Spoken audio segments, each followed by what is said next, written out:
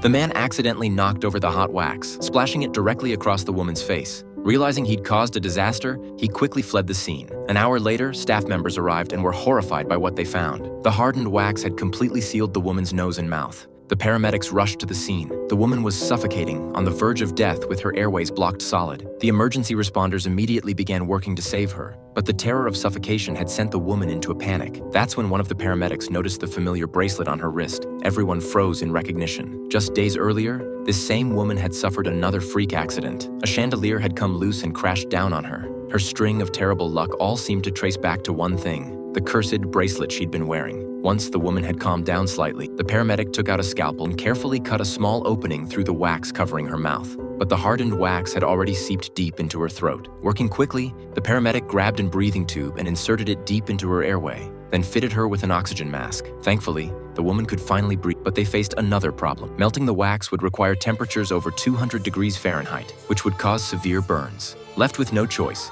the paramedics transported her to the hospital for a surgical specialist to handle. As the paramedics were preparing to end their shift, they discovered the woman's bracelet lying on the floor, the same bracelet she'd paid $200,000 for, supposedly to bring good fortune. Yet within a week of putting it on, she'd suffered 2 horrific accidents. One of the paramedics reached down to pick it up. His partner quickly stopped him, thoughtfully handing him a pair of gloves to avoid any curse transferring to him. But he scoffed at the superstition, brushing aside the gloves and grabbing it barehanded. Suddenly, another team member mysteriously slipped and fell.